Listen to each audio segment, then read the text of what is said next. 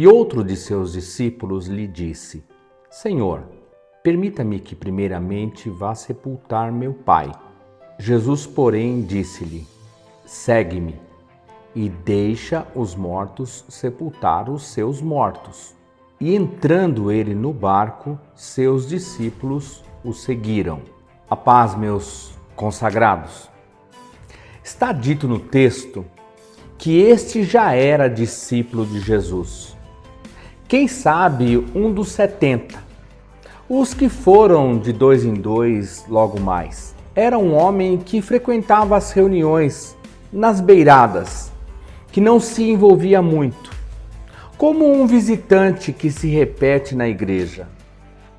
Era um provável morador de Cafarnaum, o discípulo do de vez em quando eu vou, e que estava ali, maravilhado com as curas, admirando Jesus, um homem que já fez algumas confissões públicas, e é por isso que ele é chamado de discípulo. Mas discípulo é aquele que aceita a disciplina. A palavra disciplina é o modo de vida do discípulo. É o que vive um comprometido discipulado. Quem se submete a um discipulado não segue leis, mas sim aprende princípios a serem obedecidos na vida. Para ser reconhecido como discípulo de Jesus, é preciso ter uma reputação de um homem bom, que tem frequência ao redor de Jesus. Na fala desse texto, é interessantíssimo ver como ele não nega Jesus assim de pronto. Ele diz praticamente um "eu quero". Mas o que vem depois desnuda o que está atrás da cortina da piedade e do comprometimento relativo que ele vive. Ele havia dito: o senhor está indo para o outro lado agora, mas eu tenho tarefas primordiais. Antes de tudo, eu preciso sepultar o meu pai. Assim, numa primeira leitura, fica parecendo até que Jesus é insensível com a morte de um parente. Não é o caso. Não significa que o pai dele estava em casa morrendo naqueles dias ou nas próximas semanas.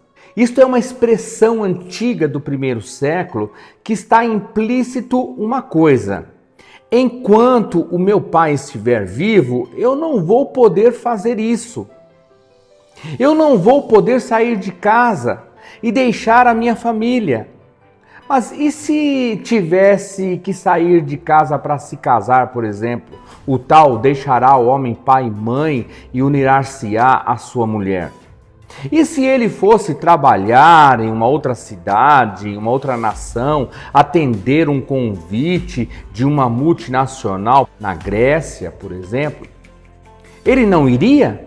O que está claro aqui é o nível de prioridade que esse homem tem.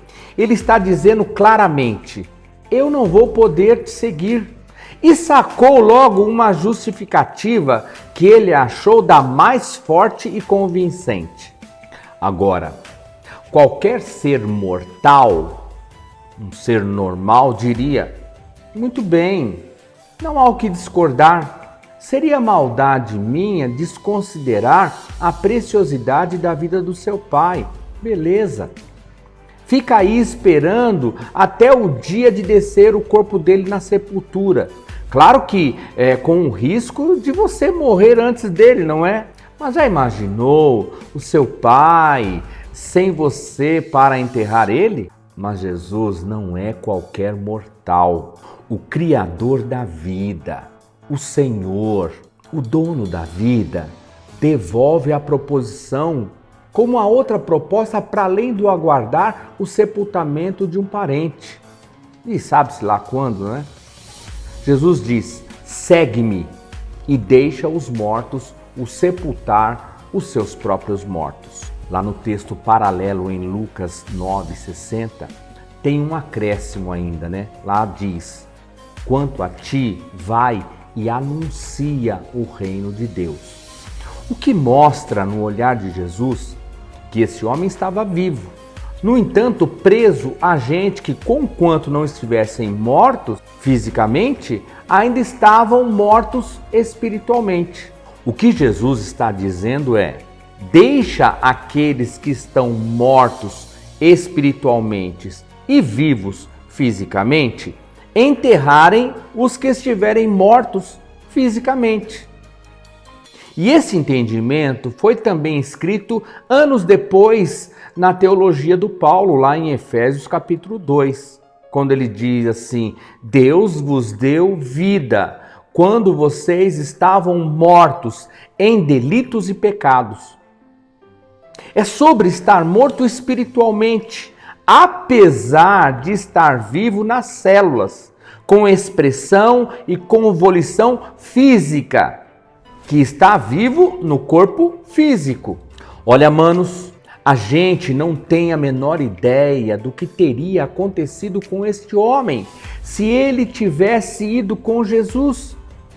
Provavelmente ele teria entrado na história da cristandade com revoluções humanas, com sinais, com prodígios e com uma participação muito para além de enterrar um parente. Havia outros para fazer isso. Nesse ciclo natural de todo ser humano, este é um homem que abdica do que seria extraordinário para viver o ordinário.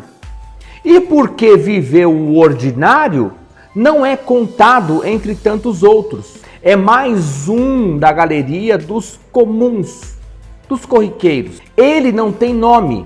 Possivelmente, o seu nome não será confessado em galeria alguma, porque ordinariamente não optou pelo extraordinário. Historicamente, ele poderia se transformar num protagonista interessante que viesse a compor os evangelhos, mas foi um homem de angústia temerária, preso numa preocupação supernatural que em qualquer outra circunstância seria totalmente louvável e adequada.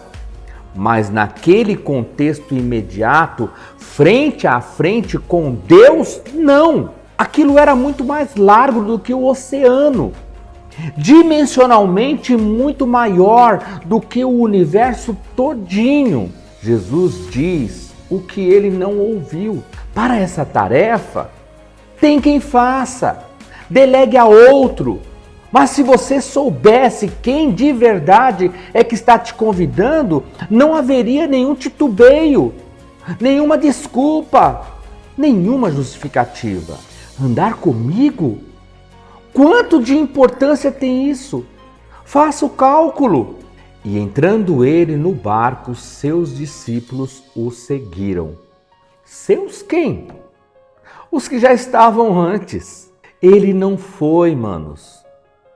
Historicamente, ele é o sujeito que enterrou o pai. O desfecho aqui é trágico e triste. E agora, em 2024, ele já sabe disso. Ah, se esse homem tivesse tido uma avaliação banhada de lucidez e fé, ouvindo um chamado olho no olho de Deus. Quem diria não para isso? Se realmente soubesse.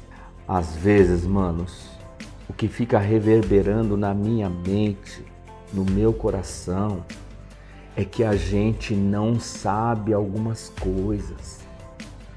E por vezes não queremos saber. É por isso que a gente vai adiando decisões e dizemos: depois eu vou. Quem sabe qualquer dia desses. Olha que eu até quero. E Deus conhece o meu coração, eu até quero. Mas vamos devagar com o santo aqui, que é de barro. É por isso também que nós somos capazes de dizer alguns nãos para Deus. Deus dizendo: estou indo, segue-me. E isso não é todo dia, isso não é toda hora, isso não é para qualquer um, isso não acontece o tempo todo, mas está acontecendo contigo, meu filho. Segue-me. O teu pai não vai ficar sem sepultura. Confia também em quem está te arregimentando. Confia. Deixa quem não tem essa visão, os que não foram tocados por esta vida, os que não foram despertados pelo reino de Deus, os que não foram tomados pela alegria eterna, os que não viram ainda o Emanuel, o Deus conosco. Deixa eles fazerem esse trabalho de cavar terra em cemitério. Mas quanto a você, vem comigo e realiza o que não acaba. Viva o que é eterno, o que não pode ser lambido por sepultura alguma, o que não pode ser enterrado por pá nenhuma. Saia do que é temporal para viver o que não morre. E em Lucas 9:61 ainda tem um terceiro que diz: Senhor, eu te seguirei, mas deixa-me despedir primeiro dos que estão em minha casa. E Jesus lhe disse: ninguém que lança a mão no arado e olha para trás é apto para o reino de Deus. Esse despedir aqui não é um tchau, um até logo. Não. É dar satisfação. É fazer a média ponderada. É tentar se justificar para os outros. É tentar fazer política para se sair bem. Quem tem que ficar se explicando ao mundo inteiro, a vida inteira, o tempo todo, viverá mais ocupado com a explicação do que com o olhar reto do arado. A plantação vai ficar toda bagunçada, sem ordem, com semeaduras tortas. Quem ara a terra e planta não pode se ocupar de outra coisa, nem com explicações. A tarefa precisa de concentração e extrema dedicação, com exclusividade, sem distrações. Seguir Jesus é o mais extraordinário projeto de vida. É a decisão das decisões. Jesus dizendo: segue-me. Só alguém com afasia, com uma lesão cognitiva cerebral, ou alguém com ceticismo, com incredulidade espiritual, para não atender de forma radical a esse chamado. Deus nos livre desse deslize multidimensional, de perdas incalculáveis aqui na terra temporal e depois na eternidade. Deus os abençoe.